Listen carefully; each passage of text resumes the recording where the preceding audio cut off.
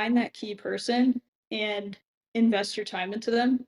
I know your time's expensive, but that's way worth it because that person is going to come out on the other side truly believing in the mission and the goals that you're trying to achieve and your vision. It's Dave, and we're here with a systems champion, Maddie Todd from Real Property Management Express, and we're going to find out the ins and outs of what it takes to systemize a business. So, firstly, Maddie, welcome to the call, and yeah, perhaps you can start by telling us a little bit about what RPM does. Yeah, thank you so much for having me. So yeah, I work for Real Property Management Express, and we are a third-party property management company that's dedicated to making investment easy and profitable through exceptional asset management. Our mission is for residents to help you love where you live, and for our owners and our investors, yeah, to make it easy to invest in real estate and cash flow over time. So that's a little bit about what we do. Perfect. And as far as the systems champion role, is that something that you were recruited in for that particular position, or did you already work in at RPM and then they identified this as a role? Can you tell us a little bit about how the systems champion role came to be? Yeah, so I started in 2020, actually really interested in just real estate investment overall. I had an interest in getting my real estate license. And so as an intern, I worked through all of the positions possible. So I coordinated maintenance, I did leasing, I worked for the different types of all different types of properties that we've managed, and that gave me a really in-depth knowledge of how it is that we do things at our Mhm. company. Um, and so that level of expertise paired with an interest in teaching people how to do it and standardizing things across the business was kind of what piqued my interest. We Yeah. also read, interestingly enough, we read E-Myth as a group, and that kind of got us into the understanding that we as a company really need to standardize our processes as we grow. Yeah. And so I actually volunteered for uh, the task just for merely the experience of doing it and then the excitement of building something that's bigger than myself. Yeah, I love that. What qualities, because I'm always looking for what makes a good systems champion, and you already hit on a couple of things. I really like the idea of that intern position where you're hungry to learn and you know a little bit about the industry or doing the technical work, and then what a great way to learn about the business of doing that technical work. So when you think what makes a great systems champion, are there any qualities that stand out for you? Well, I think it's a lot of attention to detail is the big thing, and the not necessarily having the experience, but the humility to try and understand the experience through that other person's point of view, I would say. Yeah, Um, and being an intern sets you up perfectly for that. So yeah, I would say that was a key characteristic that I had that really helped me to push that forward. And then the way that we are as a company, the our operations is extremely dynamic. I mean, we work with people, so and people are very different, and we want to make sure that we're treating everyone fairly as well.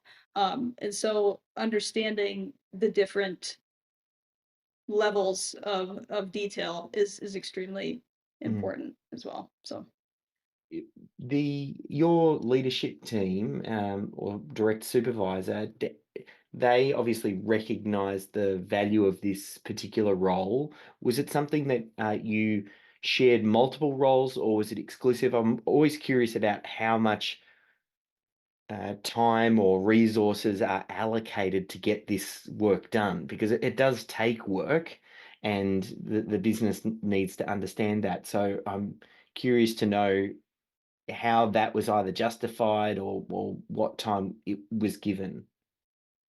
yeah, so I would say it's kind of challenging to compare our experience as a company to what it would be like starting from the ground up I Yeah. can't really speak to the whole thing because it started before we read eMyth even. Yeah. We were documenting our processes before. Um, and we were actually using Asana to do that. So we would use like we'd throw together entire, sets of processes into Asana, and then we would actually record Loom videos for each task and how to do Yeah. those. So we started doing that, and we were having our operators do that. So we were extracting that data in that way, and that took several months to do. Yeah. Um, but the actual pulling things into SystemHUB following having just a decent like rubric of those tasks in Asana, that was actually fairly quick. So Yeah. if, for people that have been documenting their systems for, a while and you've got them scattered about, you can use what you currently have. And that can actually speed up the process of, getting that all consolidated into one space.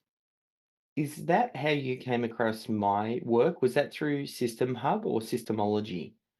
We read Systemology right after eMyth. Oh, perfect. Yes. Yeah. And were there any particular things that stood out for you in the book? Obviously, reading the E-Myth, which is a real foundational work in the space. Were there any particular distinctions that you picked up? I just think the overall importance of it, like Yeah. it can literally make or break a business. And it was so interesting.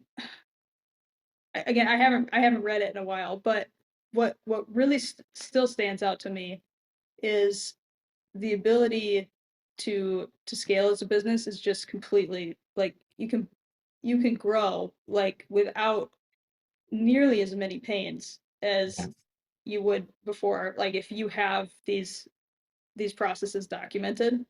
And we saw that time and time and again. And incorporating it into our culture as a company and just driving that home has really, really improved our company's just ability to operate overall. Yeah, yeah. So these kind of stages you went through the organization, had an understanding of systems and processes and started documenting and you came across systemology and then you started organizing things a little bit better inside System Hub and then you're still using Asana as your project management platform. Yeah, we actually took a little inspiration from one of the videos you made about how you incorporated systemology or system hub into Asana and Yeah. kind of yeah, you have them kind of split out. So we were actually had them like together trying to force that into its own thing where okay, now you do this, check that task done. Now you do this, check that task done.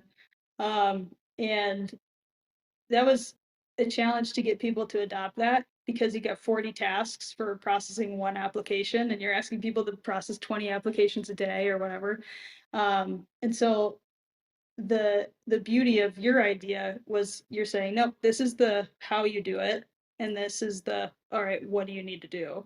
And so Yeah. people from any stage can reference that in their career can reference that and just go to work. Yeah.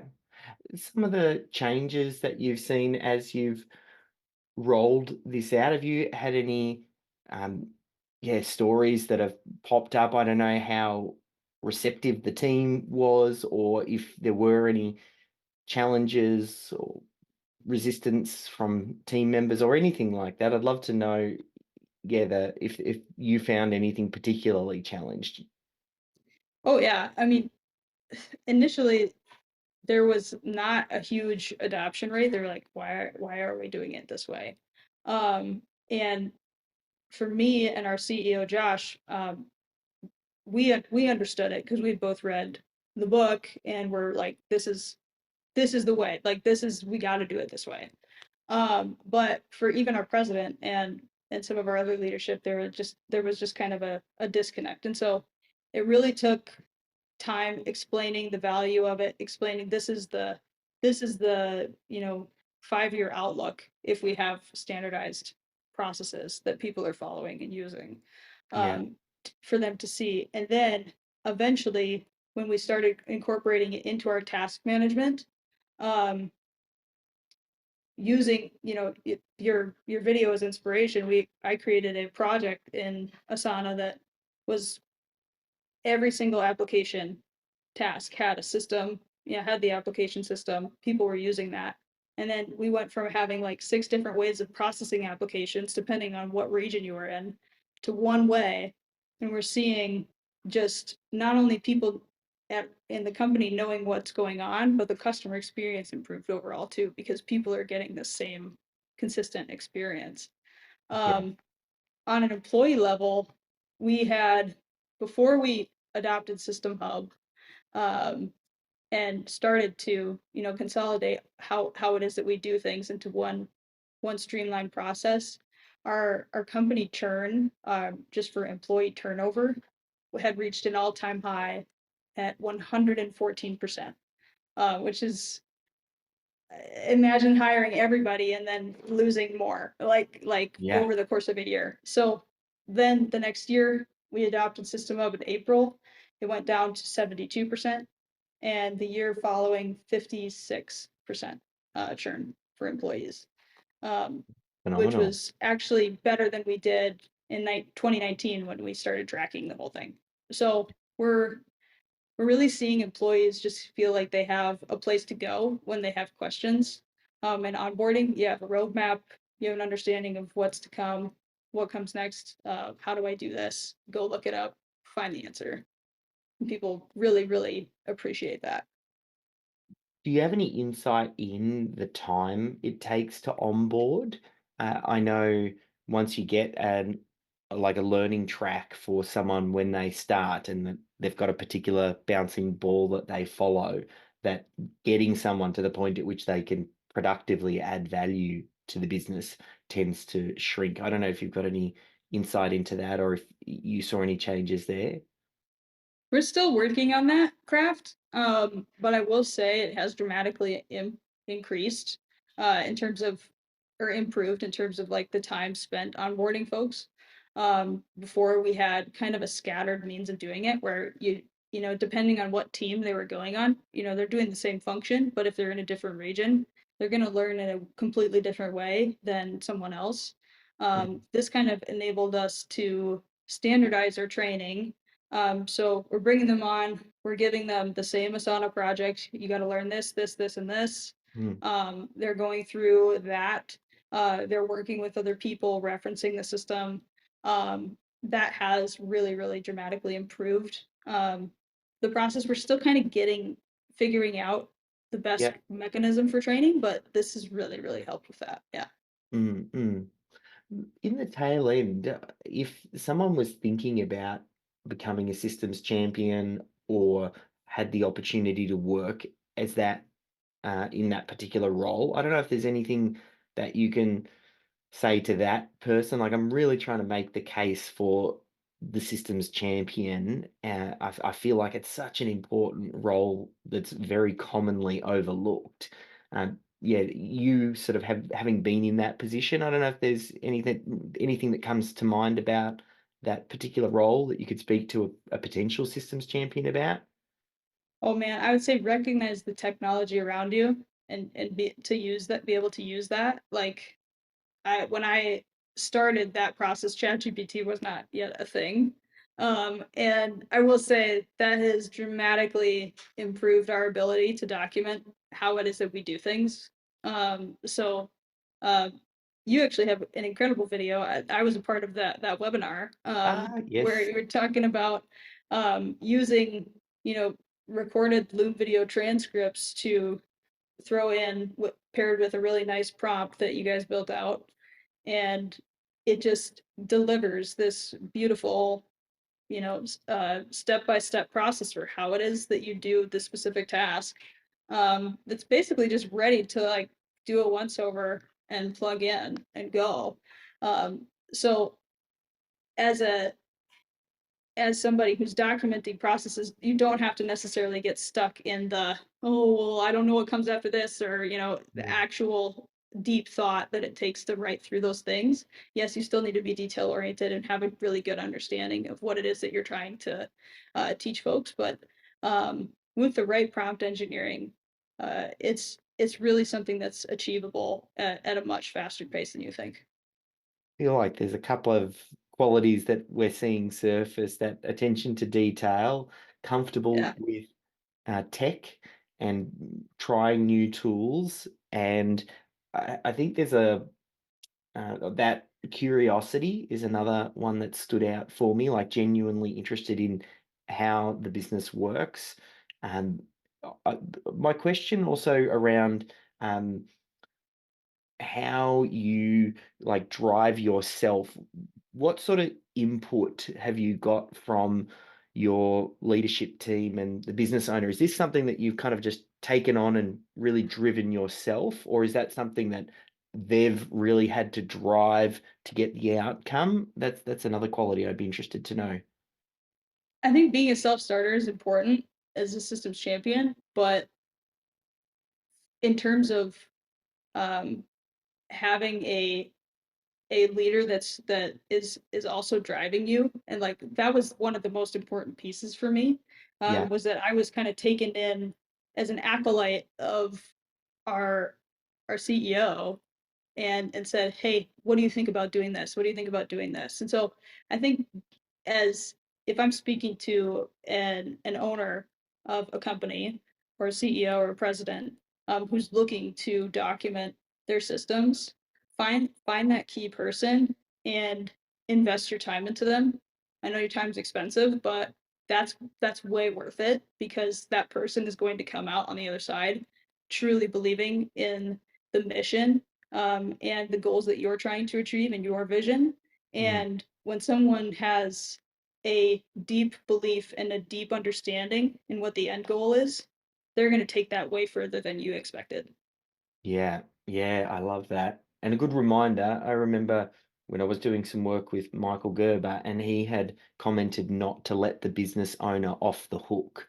As in, even though you might have a systems champion and they're going to be doing documenting and organizing, you still need to lead the way and demonstrate to the team that this is important, give it your full support, help provide that guidance and direction. But that systems champion can grow into such a critical role. I've seen it on more than one occasion where that person then's being groomed into like general manager, like a real key leadership role that has visibility across the organization. So I think being aware that that's a possibility might mean that the CEO is more likely to invest time and energy and effort into that person. So definitely Yeah, good insight. absolutely. Very good. Well, we might call it a wrap there. Yeah, just want to say a huge thank you, Maddie, for sharing your insights. And if people want to find out a little bit more about Real Property Management Express, what's the best place to send them to? Yeah, you can check out our website at expressrpm.com. Perfect. Thank you.